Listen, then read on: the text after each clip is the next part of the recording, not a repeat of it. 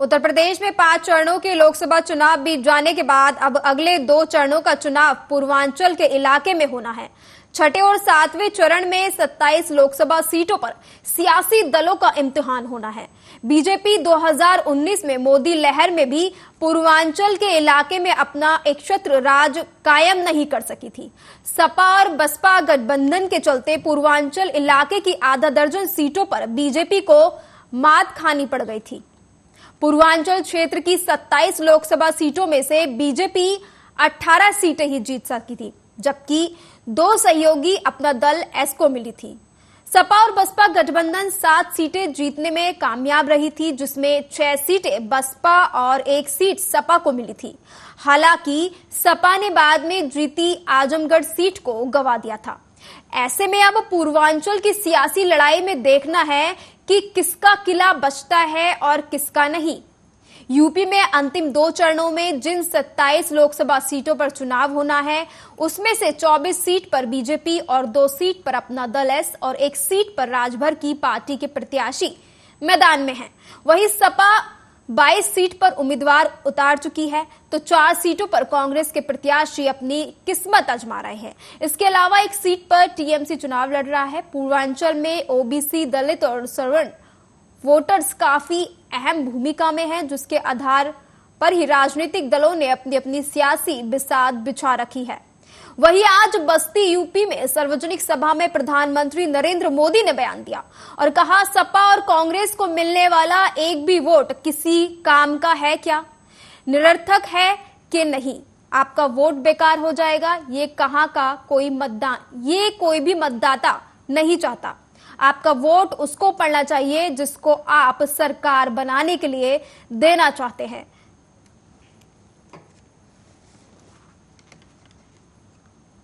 और आज इसी खास चर्चा को लेकर हम बात करेंगे। वहीं आपको बता दें कि पीएम नरेंद्र मोदी जो है आज बस्ती में जनसभा को संबोधित कर रहे हैं। इस दौरान उन्होंने बताया कि सपा और कांग्रेस को मिलने वाला एक भी वोट किसी काम का है क्या।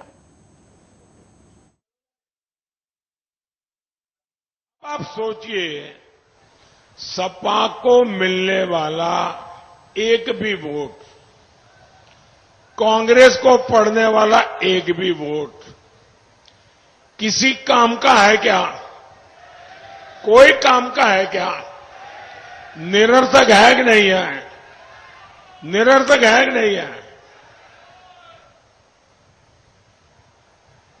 आपका वोट बेकार हो जाए, बर्बाद हो जाए, ये यहां का कोई मतदाता चाहेगा क्या? नहीं चाहेगा ना। और इसलिए आपका वोट उसको पड़ना चाहिए जिसको आप सरकार बनाने के लिए देना चाहते हैं, जिसकी सरकार बनने की गारंटी है। साथियों, पाकिस्तान तो पस्त पड़ गया है, लेकिन उसके हमदर्द सपा कांग्रेस वाले अब भारत को डराने में जुटे हैं। आप हैरान हो जाएंगे भाई, ये क्या बोलते हैं?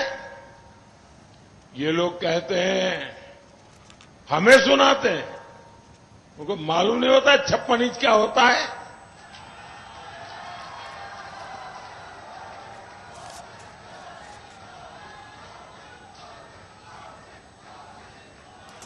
ये कहते हैं पाकिस्तान से डरो,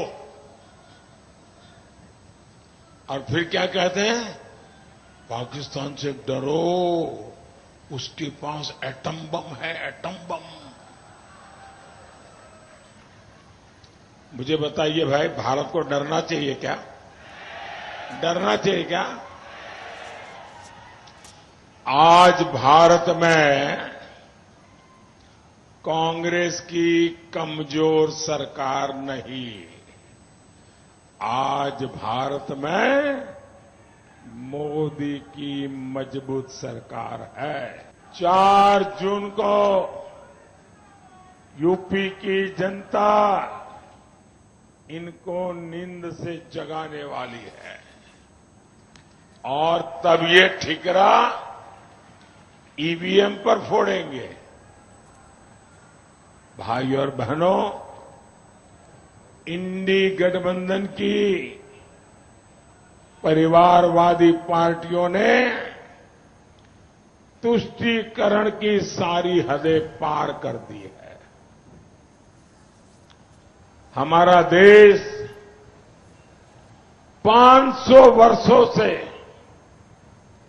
राम मंदिर की प्रतीक्षा कर रहा था।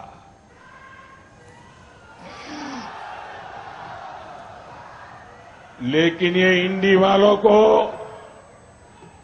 राम मंदिर और राम से परेशानी। तो आपने देखा कि किस तरीके से जो है प्रधानमंत्री नरेंद्र मोदी बस्ती में जनसभा को संबोधित कर रहे हैं, तो वही विपक्ष पर भी जमकर निशाना साध रहे हैं।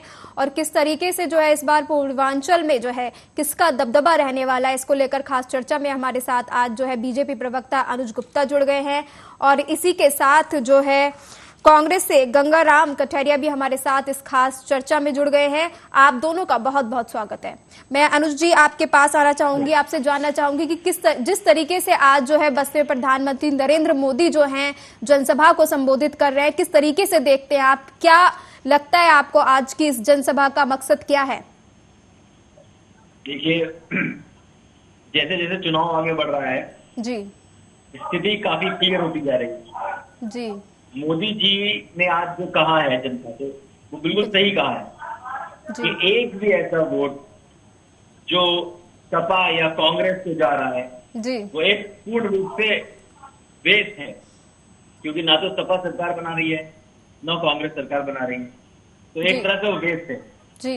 ये लोग बस जनता को गुमराह कर रहे हैं जी। ये बस कुछ लाभ के लिए सत्ता में आना चाहते हैं, ये सब समझ गए हैं जी। मोदी जी और भाजपा देश हित में काम कर रही है और जनता के हित में काम कर रही है, और ये जनता समझ गई है। यही कारण है कि इतना अपार जन समर्थन मोदी जी और भाजपा को मिल रहा है। धरातल पर इन लोगों का वर्चस्व कुछ भी नहीं रहा। भाजपा ने इन सबको आईना दिखाया है, देश की जनता ने इनको आईना दिखाया है।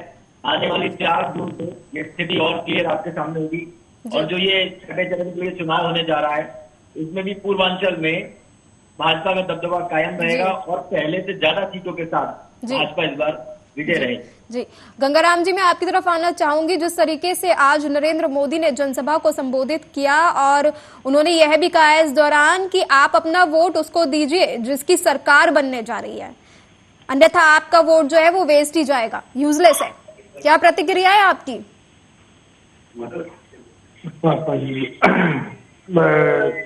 बहुत बहुत धन्यवाद आपका जी। मैं कहना चाहता हूं कि नरेंद्र मोदी जी की बौखलाहट साफ तौर पे नजर आ रही है।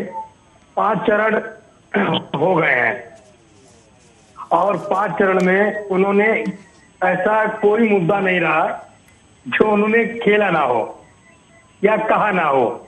हिंदू मुस्लिम फ्लॉप हो गया, मंगलसूत्र फ्लॉप हो गया, ठीक है। उनका आज की डेट में अब कोई भी ऐसा मुद्दा नहीं चल रहा है जनता के ऊपर कोई जादू छोड़ पा रहा हो, क्योंकि ऐसा है ना कि 10 साल में कोई काम तो किए नहीं है जी। 10 साल का कोई एक भी काम पे वोट मांग ही नहीं रही है। फिर वही बात, 70 साल कांग्रेस ने देश को बर्बाद कर दिया। नेहरू जी जिम्मेदार हैं जी। अब हमें ये नहीं समझ में आता है कि अगर कांग्रेस ने किया नहीं तो ये बेच क्या रहे हैं जी। ये 2 लाख रोजगार देने के लिए जो वादा किया था जी, 2 करोड़ कहीं कहाँ चल गया, धरातल को नजर नहीं आया। दूसरा, आज युवाओं के अंदर बौखलाहट बहुत तेजी से, ये बौखलाहट है कि इन्होंने किया है ना, गरीब कमजोर आर्मी में कोई आर्मी किसी नेता के डॉक्टर नहीं जाते, वहां पर गरीब और किसान के विद्यार्थी में जो कम आय में अच्छा अपना क्वालिफिकेशन करके अपना पता चला लेते थे और देश के लिए जरूर होता देश के करने के लिए गुजरने के लिए। इन्होंने सबसे ज्यादा अगर किसी झटका दिया है तो अपनी 4 साल नौकरी देकर, मतलब इन्होंने 23 साल की उम्र में इसको रिटायर कर दिया है। गंगाराम जी, आपकी आवाज थोड़ी कट रही है। गंगाराम जी, आपकी आवाज साफ नहीं आ पा रही है, कट रही है।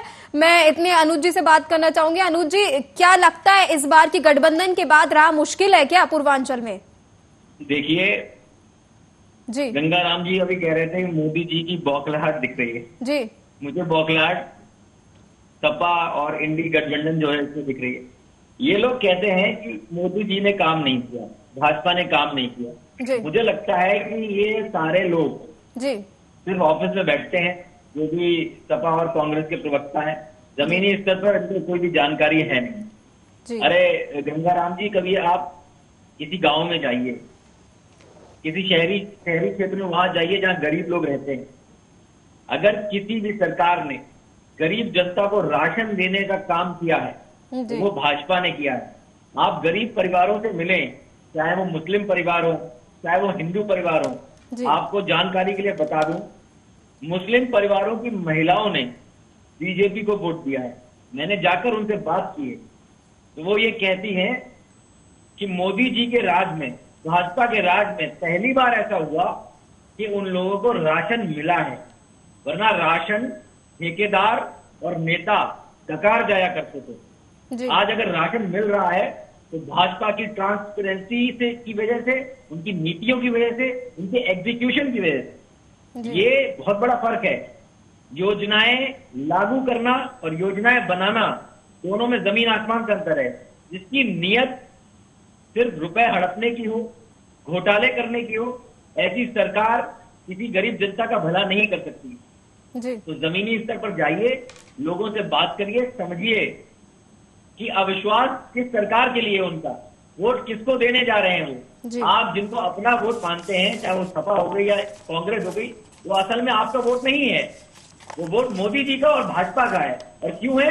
क्योंकि मोदी जी और भाजपा ने जनता और देश के लिए काम किया है और आगे भी करते रहेंगे। तो इस गलत फहमी में मत रहिए।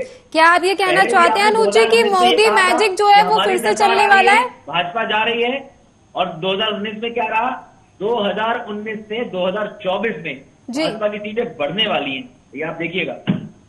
जी गंगाराम जी, अनुज जी कह रहे हैं कि भाजपा की सीटें बढ़ने वाली है, 400 पार का नारा भी दिया गया है। क्या प्रतिक्रिया है आपकी? हेलो जी गंगाराम जी। हेलो, जी जी, आवाज आ रही है आपकी, बोलिए। मैं ये कहना चाहता हूँ कि देखिए, इन्हें देश की जनता लगा चुकी है और खासतौर पर युवा, 2 करोड़ जैसे रोजगार देने का वादा किया था, अग्निवीर ने नौकरियों की भर्ती की नहीं है कोई भी, और प्राइवेट निजीकरण करते चले जा रहे हैं। इस देश में आज भी इनके मुताबिक 80 करोड़ गरीब लोग हैं, 80 करोड़ जिनको ये गलत दे रहे हैं, रास्ता दे रहे हैं। तो मैं उनसे कहना चाहता हूँ कि उन गरीबों का जो भी कल्याण है, इनकी सरकार होने वाला नहीं है, क्योंकि निजीकरण और निजीकरण से भी बता दें किसी गरीब का कल्याण हो जाएगा। गरीब कमजोर तबका जो व्यक्ति होता है वो क्या करता है कि पढ़ाई करता है, पढ़ाई करने का सरकारी नौकरी मिल जाती है। गंगाराम जी, आपकी आवाज नहीं आ पा रही है। क्या आप मुझे सुन पा रहे हैं? आपकी आवाज मुझ तक नहीं पहुंच पा रही है। अनुज जी, मैं आप पर आना चाहूंगी, क्या इस बार पूर्वांचल में मोदी मैजिक चलेगा? जिस तरीके से आज रैली हुई है, क्या पूर्वांचल साधने के लिए रैलियां की जा रही है? देखिए, पूर्वांचल नहीं, पूरे देश में मोदी मैजिक है, पूरे देश में भाजपा का मैजिक है। और आपको ये बता दूं कि ये सपा वाले जो माफियाओं के राज जिन्होंने हमेशा किया, गुंडे जहां पर खुलेआम गुंडागर्दी करते थे, वो आज गरीबों के लिए सोच रहे हैं। तो ये बदलाव है, जो आज जनता के लिए सोच रहे हैं, ये बदलाव है। ये बदलाव जनता ने इनको दिखाया है। ये कुछ भी कहते रहे, इनकी किसी भी कमेंट से कोई फर्क नहीं पड़ने वाला। इधर पूर्वांचल क्या, पूरे देश में भाजपा की वही लहर है जो 2019 और 2014 में थी, और शायद उससे कहीं ज्यादा, क्योंकि बहुत सारे काम ऐसे थे जो मोदी सरकार ने, भाजपा सरकार ने बीते 5 वर्षों में किए हैं, जो जनता ने देखे हैं। अरे ये लोग जनता के बारे में सोच रहे हैं, जो जनता का पैसा हड़पते थे, घोटाले करते थे, घोटालेबाजों की सरकार, गुंडे माफियाओं की सरकार आज जनता की सुरक्षा की बात कर रही है। अरे इनकी सरकार ने कभी कोई व्यापारी, कोई किसान सुरक्षित अपने घर पे सो नहीं पाता था। उसे डर रहता था कि मेरे घर में पैसा रखा है, कब वहां पे लुट जाएगा, मैं रास्ते में जाऊंगा कब मेरा छिन जाएगा। थाने में एफआईआर नहीं लिखी जाती थी, कोई सुनवाई नहीं होती थी, कोई नेता उनकी मदद नहीं करता था। वो आज जनता के हित की बात कर रहे हैं जी। मुझे तो आश्चर्य होता है कि ऐसे लोग बोल कैसे पाते हैं जनता के सामने, वोट कैसे मांगते हैं। और यही कारण है जनता अरे इस गलत फहमी में ये लोग क्यों जी रहे हैं, मुझे समझ में नहीं आता कि बदलाव होगा। बदलाव तो हो चुका है 2014 से, और बदलाव होगा। जो आपको वोट मिलते थे और शायद अब उतने भी ना मिले, आप चाहे गठबंधन करें, आप चाहे लोगों को बरगलाएं, इससे कोई जनता का फर्क नहीं पड़ने वाला है। गुंडे माफियाओं की सरकार दोबारा भारत और यूपी किसी में भी नहीं आएगी। गंगाराम जी, क्या आप अभी भी हमारी आवाज सुन पा रहे हैं या नहीं गंगाराम जी?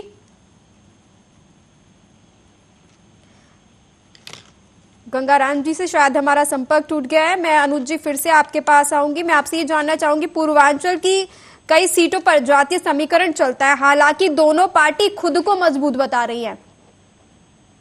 देखिए, जातीय समीकरण कभी चलता था, ये सारे मायने भाजपा और मोदी जी ने ये सारे तोड़ दिए हैं।